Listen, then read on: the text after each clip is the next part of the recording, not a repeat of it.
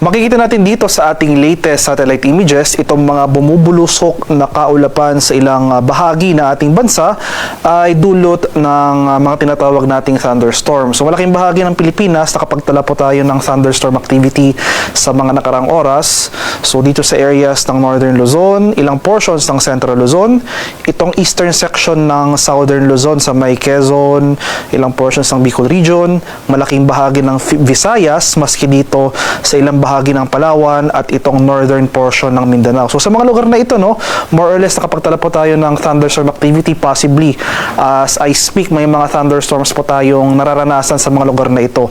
So yung mga pag-ulan na dulot ng thunderstorms na ito ay brief lamang or panandalian at hindi naman natin inaasahan magtatagal ng ilang oras.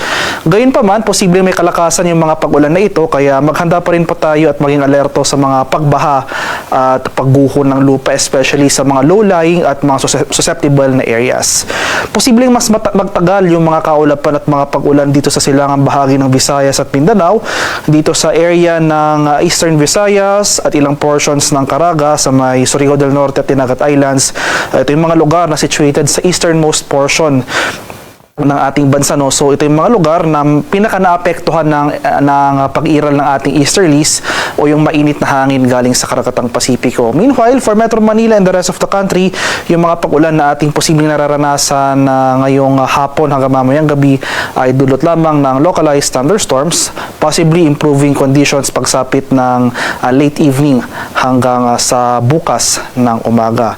At sa kasalukuyan, wala pa naman tayo minomonitor na low pressure area na nanatiling maliit yung tsansa na magkaroon tayo ng bagyo sa mga susunod na araw.